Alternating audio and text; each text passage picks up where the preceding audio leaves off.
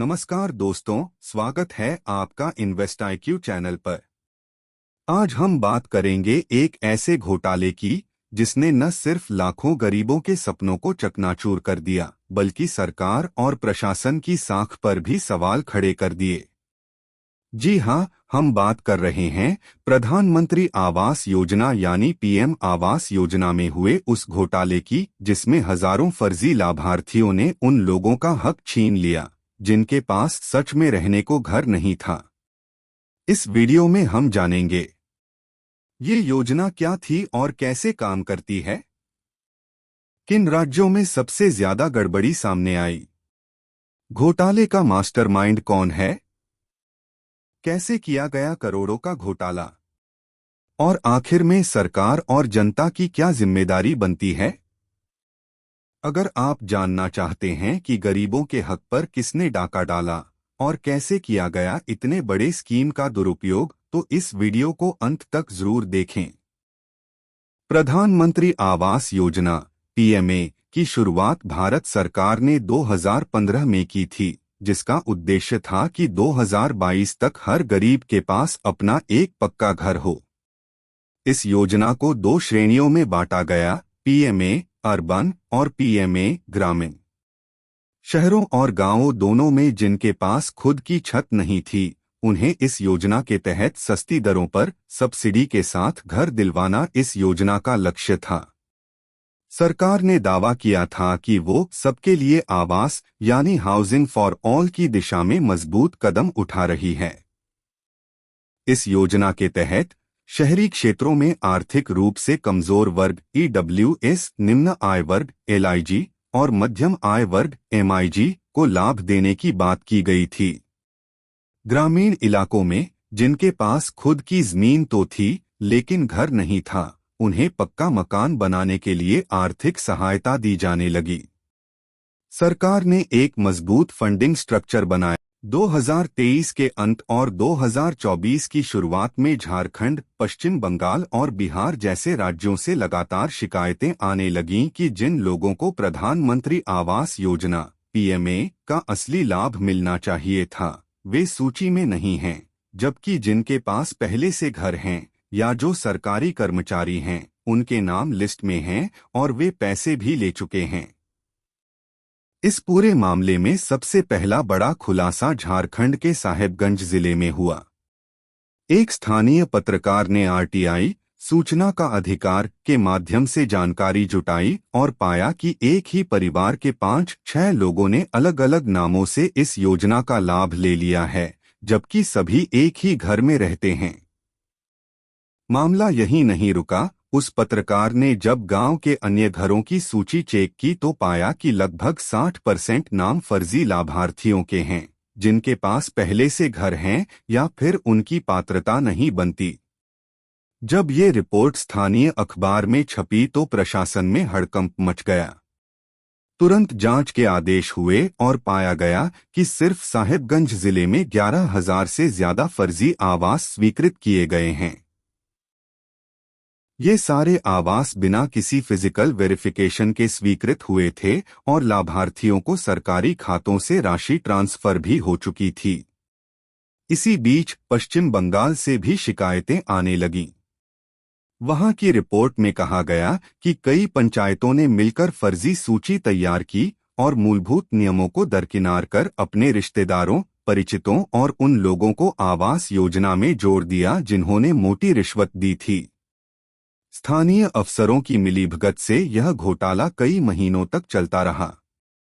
सबसे चौंकाने वाला खुलासा यह था कि कई गांवों में जमीन पर घर तो बने ही नहीं, सिर्फ ऑनलाइन पोर्टल पर उनका निर्माण पूरा दिखा दिया गया। आधार, बैंक अकाउंट और वोटर ID जैसे दस्तावेजों में गड़बड़ी करके एक ही व्यक्ति को 2-2 बार लाभ दिया गया। यह सब एक सुनियोजित रणनीति का हिस्सा था। जिन अफसरों को वेरिफिकेशन की जिम्मेदारी थी, उन्होंने या तो आंखें मूंद लीं या फिर घूस लेकर आंखें मूंदने पर मजबूर हुए। कुछ मामलों में लाभार्थी और सरकारी कर्मचारी दोनों एक ही बैंक ब्रांच में खाते खुलवाकर योजनाबद्ध तरीके से पैसा निकालते रहे। जब जांच और मीडिया रिपोर्ट्स बढ़ने लगीं, तो केंद्र सरकार ने भी इस मामले को गंभीरता से लिया और CAG controller and auditor general ने जांच शुरू की। शुरुआती रिपोर्ट में साफ लिखा गया कि लाखों फर्जी लाभार्थियों ने इस योजना के नाम पर सरकार से पैसा लिया और जमीन पर उसका कोई अंश भी मौजूद नहीं था। अब घोटाले का रूप बहुत बड़ा हो चुका था। सरकार के पास दो ही रास्ते थे, या तो इसे छुपाए रखे या सच्चाई सामने लाकर दोषियों पर कार्रवाई करे। और यहीं से शुरू हुई असली लड़ाई, सच बनाम सिस्टम की चुप्पी। जैसे जैसे पीएम आवास योजना घोटाले की जांच आगे बढ़ी, कई बड़े नामों का सामने आना शुरू हुआ। ये सिर्फ स्थानीय स्तर तक सीमित नहीं थे, बल्कि राज्य और जिला स्तर के अधिकारी और कुछ जगहों पर पंचायत प्रतिनिधि से लेकर राजनीतिक दलों के नेताओं तक का नाम भी उजागर होने लगा। सबसे पहले बात करते हैं झारखंड की। यहाँ की जांच रिपोर्ट में कई ऐसे पंचायत सचिवों, मुखियों और ब्लॉक स्तर के अधिकारियों के नाम सामने आए, जिन्होंने लाभार्थियों की लिस्ट तैयार करने के नाम पर फर्जीवाड़ा किया। आरटीआई के माध्यम से एक रिपोर्ट में पाया गया कि जिन लोगों को योजना का लाभ मिला, उनमें से कई ने 10,000 रुपए से 25,000 रुपए तक की रिश्वत दी थी, सिर्फ इसलिए कि उनका नाम लाभार्थी सूची में शामिल हो जाए। वेस्ट बंगाल में मामला और भी संगीन था। यहां की जांच में पाया गया कि कई पंचायत प्रतिनिधियों ने अपने पूरे परिवार के नाम लिस्ट में जोड़ दिए थे। यहां तक कि पंचायत प्रधानों के रिश्तेदारों और उनके पर्सनल ड्राइवर तक को घर स्वीकृत कर दिए गए थे, जबकि वे योजना के किसी भी मानदंड को पूरा नहीं करते थे। जांच में एक अद्भुत पैटर्न उभरा। हर जिले में लगभग एक जैसा घोटाला। इसका मतलब साफ था कि ये सिर्फ अलग अलग जगह की गलती नहीं, बल्कि सिस्टमेटिक भ्रष्टाचार था। राज्य सरकारों के लोकल अफसरों ने निगरानी में लापरवाही की और कुछ ने तो खुलकर पैसा खाया। केंद्र सरकार ने जब कैग रिपोर्ट और विभिन्न मीडिया रिपोर्ट्स को देखा, तो कई जगहों पर सीबीआई और ईडी की जांच की सिफारिश भी की गई। झारखंड, ओडिशा, बिहार, बंगाल और उत्तर प्रदेश जैसे राज्यों में पीएम आवास योजना को लेकर गंभीर अनियमितताओं की बात सामने आई। एक बड़ी रिपोर्ट के अनुसार 50 से ज्यादा जिलों में 20 लाख से ज्यादा ऐसे आवेदक पाए गए जो अपात्र थे, फिर भी उन्हें लाभ मिल गया। इसका मतलब है कि हजारों करोड़ का गबन हुआ, वह भी एक ऐसी योजना में जो गरीबों के लिए थी। यहां सवाल सिर्फ पैसे का नहीं था, सवाल था भरोसे का। उन लोगों का क्या, जिनके पास वाकई घर नहीं है, जो आज भी झोपड़ी में रहते हैं? उन्हें योजना से बाहर कर दिया गया, सिर्फ इसलिए कि उन्होंने रिश्वत नहीं दी या किसी नेता के करीबी नहीं थे। इस मामले में कई राजनेताओं ने भी सफाई दी कि वे निर्दोष हैं, लेकिन कुछ केस ऐसे भी सामने आए जहां राजनीतिक दबाव में अफसरों ने आंखें मूंद लीं। आरटीआई रिपोर्ट में यह भी सामने आया कि कई सांसदों और विधायकों के प्रतिनिधियों ने खुद हस्तक्षेप करके अपात्र लोगों को लाभ दिलाया। यह सब देखकर सवाल उठता है, क्या गरीबों की योजनाएं सिर्फ एक घोटाला गाथा बनकर रह जाएंगी? क्या जनता के टैक्स का पैसा इसी तरह लूटा जाएगा? इस पूरे घटनाक्रम ने यह साबित कर दिया कि जब तक सिस्टम में पारदर्शिता नहीं आती और दोषियों पर सख्त कार्रवाई नहीं होती, तब तक कोई भी योजना अपने असली मकसद तक नहीं पहुंच पाएगी। पीएम आवास योजना का यह घोटाला तब तक पर्दे के पीछे था, जब तक कुछ जागरूक नागरिकों और पत्रकारों ने आरटीआई, सूचना का अधिकार, का सहारा नहीं लिया। कई राज्यों के सामाजिक कार्यकर्ताओं ने योजना में गड़बड़ियों को लेकर स्थानीय प्रशासन से जानकारी मांगी। यहीं से शुरू हुआ एक बड़ा खुलासा। झारखंड के एक आरटीआई कार्यकर्ता ने सबसे पहले आवेदन करके उन लोगों की सूची मांगी जिन्हें प्रधानमंत्री आवास योजना के तहत घर मिला था। जब सूची आई तो उसमें हैरान करने वाली जानकारियां थीं, जैसे जिनके पास पहले से पक्के मकान थे, उनके नाम भी इस योजना में थे। कुछ के पास तो दो दो घर निकले। यहां से शक गहराया। इसके बाद विभिन्न राज्यों में पत्रकारों ने जमीनी स्तर पर रिपोर्टिंग शुरू की। बिहार, बंगाल, उत्तर प्रदेश और ओडिशा में कैमरा लेकर पत्रकार जब गांव-गांव पहुंचे तो कई लाभार्थियों ने खुलकर बताया कि उन्हें घर पाने के लिए रिश्वत देनी पड़ी। कुछ लोगों ने तो कैमरे पर ही कहा कि बिना 10001500 दिए उनका नाम नहीं जुड़ता था। इन रिपोर्टों ने सोशल मीडिया पर तूफान मचा दिया। ट्विटर, फेसबुक और यूट्यूब जैसे प्लेटफॉर्म पर इन खबरों ने आग की तरह फैलना शुरू किया। पीएमएवाई स्कैम, हाउसिंग स्कैम जैसे हैशटैग ट्रेंड करने लगे। कई यूट्यूब चैनलों और न्यूज पोर्टलों ने खुलासे किए, जहां ग्राम प्रधान और पंचायत सचिव खुलेआम पैसे लेते दिखे। कुछ जगहों पर प्रशासन ने पत्रकारों पर ही सवाल उठाए, लेकिन जब जनता ने वीडियो और तस्वीरों के साथ साक्ष्य प्रस्तुत किए तो सरकार को संज्ञान लेना पड़ा। केंद्रीय ग्रामीण विकास मंत्रालय ने एक आंतरिक जांच के आदेश दिए। उसमें पाया गया कि कई राज्यों में हजारों लाभार्थी अपात्र पाए गए। इसके बाद पीएमए वेबसाइट से भी कई संदिग्ध नामों को हटा दिया गया। लेकिन सवाल यह है, क्या नाम हटाना ही काफी है? क्या जो पैसे निकाले गए वो वापस आएंगे? क्या जिन लोगों ने रिश्वत दी थी उन्हें न्याय मिलेगा? इस पूरे मामले में सबसे बड़ी ताकत बनी जनता की आवाज। आरटीआई कार्यकर्ता, पत्रकार और सोशल मीडिया यूजर्स ने मिलकर एक ऐसा दबाव बनाया कि सरकार को कार्रवाई करनी पड़ी। यह साबित करता है कि अगर आम नागरिक जागरूक हो जाएं, तो किसी भी घोटाले को बेनकाब किया जा सकता है। इस भाग का निष्कर्ष यही है, सरकार की योजनाएं तभी सफल होंगी जब आम जनता सजग होगी। हर पाई का हिसाब मांगा जाएगा और कोई भी अफसर या नेता कानून से ऊपर नहीं होगा। जैसे ही मीडिया रिपोर्ट्स और आरटीआई के जरिए पीएम आवास योजना में गड़बड़ियों की तस्वीर सामने आई, केंद्र और राज्य सरकारें हरकत में आ गईं। सोशल मीडिया पर जनता का गुस्सा भड़क उठा और एक के बाद एक मामले उजागर होने लगे। सरकार पर दबाव बढ़ा और कार्रवाई की प्रक्रिया शुरू हुई। झारखंड, बिहार, उत्तर प्रदेश और पश्चिम बंगाल जैसे राज्यों में स्थानीय प्रशासन को सबसे पहले निर्देश दिए गए कि वे जांच शुरू करें। कई जिलों में डिस्ट्रिक्ट मैजिस्ट्रेट डीएम ने ग्राम पंचायत स्तर पर जांच टीमें गठित कीं।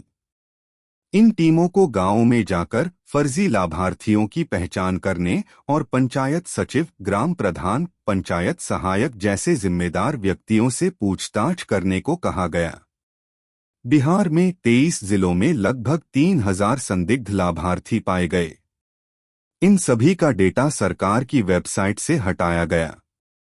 इसके साथ ही 60 से अधिक पंचायत सचिवों को सस्पेंड किया गया और 120 से ज्यादा एफआईआर दर्ज की गईं।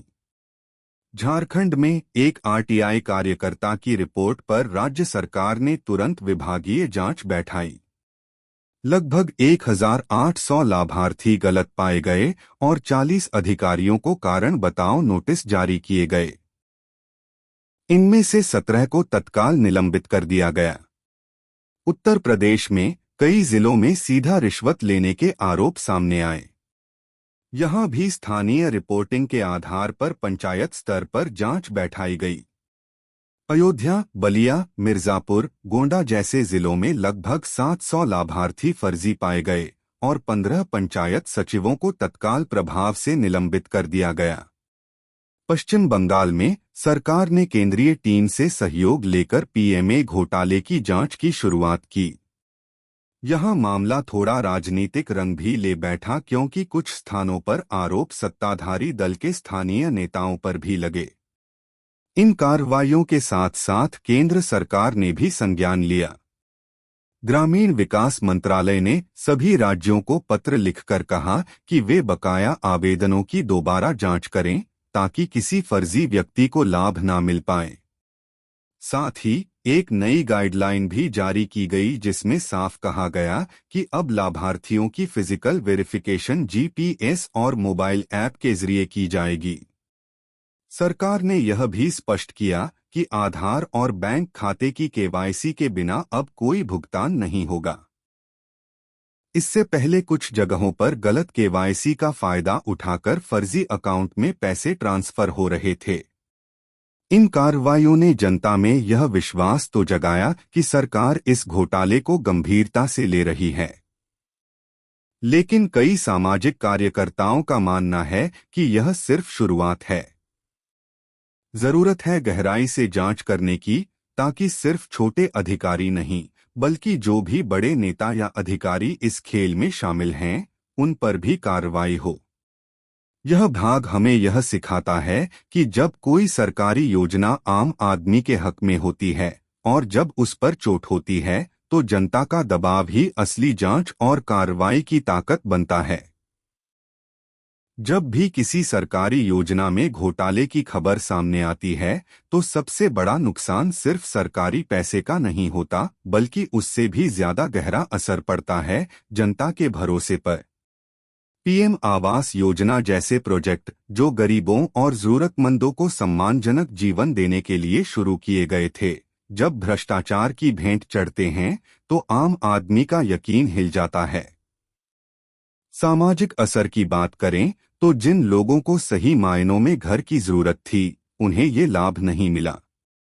कई परिवार ऐसे थे जो सालों से मिट्टी के घरों में, टीन की छतों के नीचे, बरसात में टपकती छतों में रह रहे थे। जब उन्हें पता चला कि उनका नाम सूची में है ही नहीं या उनकी जगह किसी गोस्ट बेनिफिशियरी, फर्जी लाभार्थी को भुगतान हो चुका है, तो उनका दुख शब्दों से परे था। इसके चलते कई इलाकों में स्थानीय स्तर पर तनाव देखने को मिला। गांवों में पंचायतों के खिलाफ प्रदर्शन हुए, पंचायत सचिवों पर हमले तक हुए और कई जगहों पर ग्राम सभाओं में लोग खुलकर बोलने लगे कि अब वे किसी सरकारी योजना पर भरोसा नहीं करेंगे। इससे सामाजिक ताने-बाने में दरार आने लगी और गरीब बनाम सिस्टम का एक नया तनाव खड़ा हो गया। राजनीतिक असर की बात करें तो इस तरह के घोटाले विपक्ष को एक बड़ा हथियार देते हैं। लोकसभा चुनाव या विधानसभा चुनाव के दौरान ऐसे मुद्दों को खूब उछाला जाता है। बयानबाजी शुरू हो जाती है, गरीबों का पैसा खा गए, सरकार सिर्फ अमीरों के लिए है, गांव तक कुछ नहीं पहुंचता जैसी बातें वायरल हो जाती हैं। पीएमए घोटाले ने विशेष रूप से उन राज्यों में राजनीतिक तूफान खड़ा किया जहां जल्दी चुनाव होने वाले थे। विरोधी दलों ने सरकार पर सवाल उठाए कि जब योजना का बजट करोड़ों में था, तो फर्जी लाभार्थियों की जांच पहले क्यों नहीं की गई। कुछ नेताओं पर ये भी आरोप लगे कि उन्होंने अपने समर्थकों के नाम लिस्ट में डलवाए और खुद की पीआर बनाने के लिए गरीबों को घर देने की घोषणा की, लेकिन असल में फायदा अपनों को दिलाया। मीडिया की भूमिका भी इस भाग में उल्लेखनीय रही। कई राष्ट्रीय और क्षेत्रीय न्यूज चैनलों ने स्टिंग ऑपरेशन और ग्राउंड रिपोर्टिंग के माध्यम से मामले को सामने लाया। इससे एक ओर जनता को सच्चाई पता चली, दूसरी ओर सरकार पर दबाव भी बना। जनता की भावना की बात करें तो सबसे बड़ा आक्रोश इस बात को लेकर था कि अगर एक आम आदमी कुछ हजार रुपए के लिए गलत करता है तो उसे जेल भेज दिया जाता है, लेकिन जब कोई अधिकारी या नेता करोड़ों का घोटाला करता है तो क्या होता है। यही भावना आने वाले समय में राजनीतिक दृष्टिकोण को भी प्रभावित कर सकती है। इस पूरे घटनाक्रम का असर सिर्फ एक योजना तक सीमित नहीं रहेगा। इससे बाकी योजनाओं जैसे उज्ज्वला योजना, प्रधानमंत्री किसान सम्मान निधि, आयुष्मान भारत जैसी स्कीम्स पर भी जनता का भरोसा डगमगाएगा। अब सरकार की यह जिम्मेदारी बनती है कि वो न सिर्फ इस योजना में गड़बड़ी की जांच करे, बल्कि भविष्य की योजनाओं में पारदर्शिता और तकनीकी निगरानी को और मजबूत करे। जीपीएस ट्रैकिंग, आधार से link verification, face to face verification जैसे टूल्स को अनिवार्य बनाए ताकि दोबारा ऐसा न हो। निष्कर्ष यही है कि एक घोटाला सिर्फ कुछ लाख या करोड़ की हेराफेरी नहीं होता, वह जनता की उम्मीदों की हत्या होता है। और अगर सरकार व प्रशासन ने समय रहते सबक नहीं लिया, तो न सिर्फ योजनाएं विफल होंगी बल्कि लोकतंत्र की नींव भी हिल सकती है। प्रधानमंत्री आवास योजना जैसे विशाल स्तर के प्रोजेक्ट में पारदर्शिता बनाए रखना सबसे बड़ी चुनौती है। कई जगहों पर शिकायतें आई हैं कि पैसे मिल गए लेकिन घर नहीं बने या फर्जी नामों पर पैसा ट्रांसफर हुआ। इन समस्याओं को रोकने के लिए तकनीक का सहारा लेना बेहद जरूरी है। सबसे पहले बात करें आधार लिंकिंग की, तो अगर हर लाभार्थी का डाटा आधार से जुड़ा हो और बायोमेट्रिक वेरिफिकेशन के जरिए पुष्टि की जाए तो फर्जी नामों को सूची से हटाना आसान हो जाएगा। इसके अलावा जीपीएस लोकेशन और जियो टैगिंग भी निर्माण कार्य में पारदर्शिता लाने का एक बड़ा जरिया हो सकता है। घर निर्माण की हर स्टेज की तस्वीरें जियो टैग के साथ ली जाएं, तो यह सुनिश्चित किया जा सकता है कि मकान असली जगह पर बना या नहीं। ये डाटा एक पोर्टल पर अपलोड हो जिससे कोई भी जांच कर सके।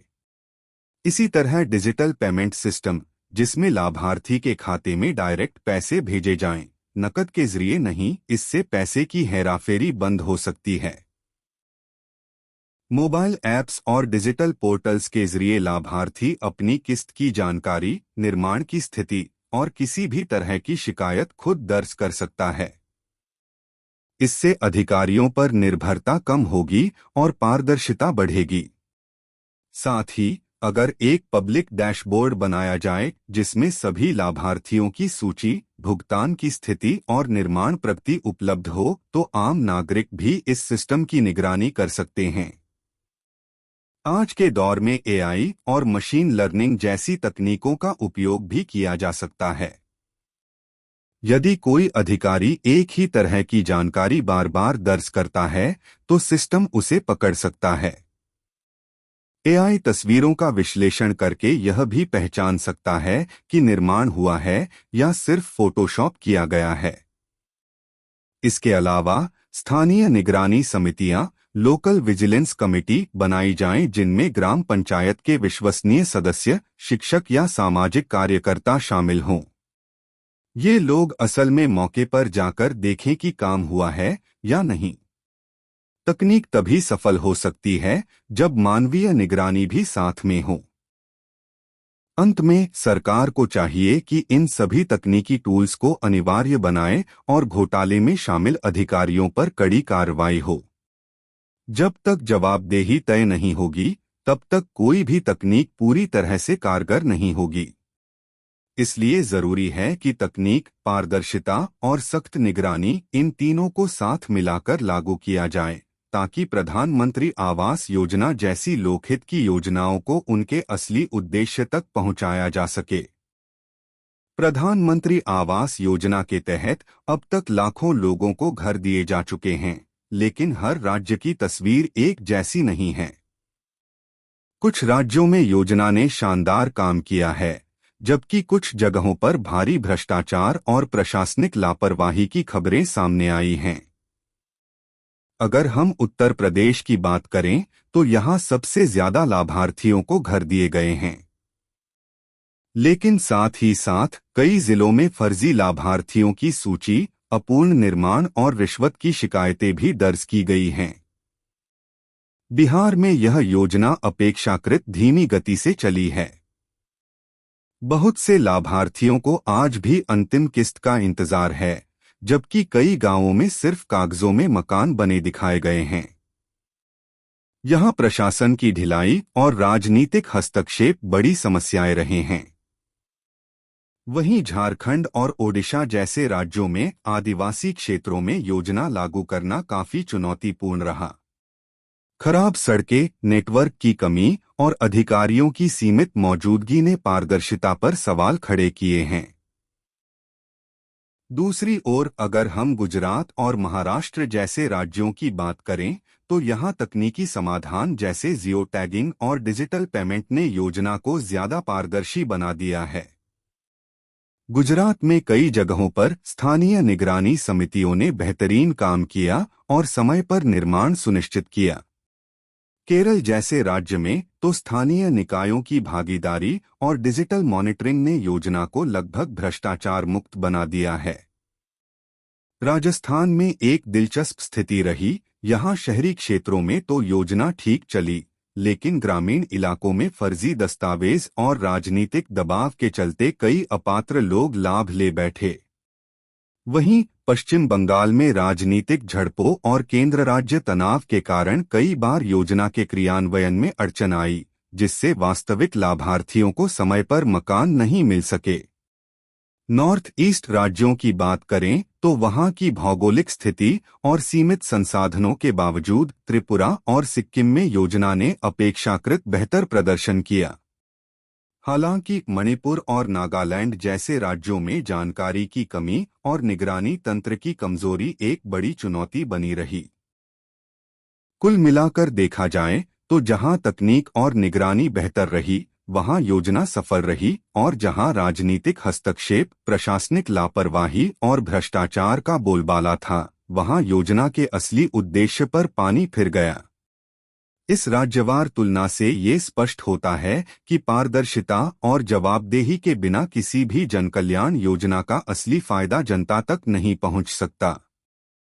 प्रधानमंत्री आवास योजना (पीएमए) की सफलता इस बात पर निर्भर करती है कि इसे कितना पारदर्शी, तेज और जनहितकारी तरीके से लागू किया जाता है। अब तक की उपलब्धियों के साथ साथ कई चुनौतियां भी सामने आई हैं, जिनमें फर्जी लाभार्थी, अधूरी निर्माण प्रक्रिया और आखिरी किस्तों का लंबा इंतजार शामिल है। अगर इस योजना को और अधिक मजबूत और विश्वसनीय बनाना है, तो कुछ अहम कदम उठाए जाने बेहद जरूरी हैं। सबसे पहले बात करें सरकार की भूमिका की। सरकार को चाहिए कि वह लाभार्थियों की पहचान के लिए आधार आधारित सत्यापन अनिवार्य करे। इससे फर्जी आवेदकों को योजना से बाहर किया जा सकता है। साथ ही डिजिटल प्रगति रिपोर्टिंग सिस्टम को और अधिक मजबूत करना होगा, जिससे हर निर्माण की स्थिति ऑनलाइन ट्रैक की जा सके। इससे राज्य और केंद्र दोनों स्तरों पर निगरानी आसान होगी और देरी या घोटाले तुरंत पकड़े जा सकेंगे। दूसरा बड़ा कदम है मीडिया की सक्रिय भागीदारी। मीडिया सिर्फ स्कैंडल दिखाने तक सीमित न रहे, बल्कि वह जमीनी स्तर की रिपोर्टिंग करे और दिखाए कि कहां काम सही हो रहा है और कहां लापरवाही है।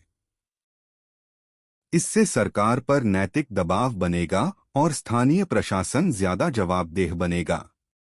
साथ ही सोशल मीडिया को भी एक पॉजिटिव माध्यम बनाया जा सकता है, जहां लोग अपनी शिकायत या सराहना साझा करें। तीसरी सबसे बड़ी भूमिका है आम नागरिकों की। यदि आप या आपके आसपास कोई इस योजना का लाभ लेना चाहता है, तो सबसे पहले ईमानदारी से दस्तावेजों की प्रक्रिया पूरी करें। यदि किसी जगह भ्रष्टाचार हो रहा है, तो उसकी रिपोर्ट जरूर करें। आरटीआई सूचना का अधिकार का इस्तेमाल करके यह पूछा जा सकता है कि किन लोगों को लाभ मिला, किस आधार पर मिला और कब मिला। स्थानीय पंचायतों और नगर निगमों को भी सक्रिय किया जाना चाहिए। हर वार्ड में एक जन निगरानी समिति होनी चाहिए, जो समय समय पर योजनाओं की समीक्षा करे और शिकायतों को हल करे। इसके साथ साथ निर्माण सामग्री की गुणवत्ता पर भी निगरानी जरूरी है, ताकि लाभार्थियों को असली और टिकाऊ मकान मिले, न कि कागजों पर बने ढांचे। अंततः यह जरूरी है कि योजना की जनजागरूकता बढ़ाई जाए। आज भी कई गरीब और जरूरतमंद लोग ऐसे हैं जो इस योजना के बारे में जानते ही नहीं हैं। सरकार को जमीनी स्तर पर अभियान चलाकर हर व्यक्ति तक यह जानकारी पहुंचानी होगी। यदि इन सभी क्षेत्रों में सुधार किया जाए, तो प्रधानमंत्री आवास योजना सिर्फ एक आंकड़ा नहीं रहेगी, बल्कि यह सचमुच हर गरीब का सपना, अपना घर को साकार करने वाला यथार्थ बन सकेगा। प्रधानमंत्री आवास योजना सिर्फ एक सरकारी स्कीम नहीं, बल्कि यह उस सपने का नाम है जिसे हर आम भारतीय अपनी आंखों में बसाए हुए होता है, अपना घर। यह योजना देश के सबसे कमजोर तबके को सिर्फ ईंट और सीमेंट का ढांचा नहीं देती, बल्कि एक सम्मान, एक पहचान और एक सुरक्षित भविष्य देती है। इस पूरी यात्रा में हमने जाना कि कैसे इस योजना ने अब तक करोड़ों परिवारों की जिंदगी बदली है। किसी ने पहली बार पक्का मकान देखा, तो किसी ने पहली बार बिजली, पानी और शौचालय जैसी मूलभूत सुविधाएं पाईं। ये चीजें भले ही आम लगें, लेकिन जिनके पास ये नहीं थीं, उनके लिए ये सपनों से भी बढ़कर हैं। सरकार का प्रयास यही है कि कोई भी भारतीय बिना छत के न रहे, और ये सपना अब धीरे धीरे हकीकत बनता दिख रहा है। लेकिन हर योजना की तरह इसमें भी चुनौतियां हैं। कुछ जगह भ्रष्टाचार, कुछ जगह देरी और कुछ जगह गलत पात्रों को फायदा मिलने की घटनाएं सामने आई हैं। लेकिन इससे योजना की मंशा पर सवाल नहीं उठते, बल्कि हमें बताता है कि सुधार की गुंजाइश हमेशा रहती है। और यही वह मौका है जब सरकार, समाज और नागरिक तीनों को मिलकर ईमानदारी से काम करना होगा। सरकार को चाहिए कि वह टेक्नोलॉजी का इस्तेमाल कर लाभार्थियों को ट्रैक करे, पारदर्शिता बनाए और समयबद्ध तरीके से कार्यों को पूरा करे। समाज को चाहिए कि वह जागरूकता फैलाए, जरूरतमंदों की मदद करे और गलत होते देखें तो बोलने का साहस दिखाए। और नागरिकों को चाहिए कि वे अपने अधिकार के लिए आवाज उठाएं, सही दस्तावेज प्रस्तुत करें और पूरी प्रक्रिया में सक्रिय रूप से भाग लें। क्योंकि जब एक गरीब को घर मिलता है, तो सिर्फ उसकी जिंदगी नहीं बदलती, उसकी अगली पीढ़ी, उसका आत्मविश्वास, उसकी सोच और उसका समाज भी बदलता है। एक घर उसे सिर्फ छत नहीं देता, बल्कि भविष्य की सुरक्षा, शिक्षा और सम्मान की नींव देता है। आइए मिलकर इस सपने को पूरा करें। अगर आप इस योजना से जुड़े किसी अनुभव को साझा करना चाहते हैं, तो कमेंट में जरूर लिखें। अगर आपको यह वीडियो पसंद आया हो और आपने इससे कुछ नया सीखा हो, तो लाइक जरूर करें। कमेंट करके अपनी राय बताएं और चैनल को सब्सक्राइब करें ताकि आपको ऐसे ही और वीडियो मिलते रहें। बेल आइकन दबाना मत भूलिए ताकि अगली जानकारी सबसे पहले आप तक पहुंचे। धन्यवाद। इन्वेस्टआईक्यू पर जुड़ने के लिए आपका बहुत बहुत आभार। मिलते हैं अगले वीडियो में।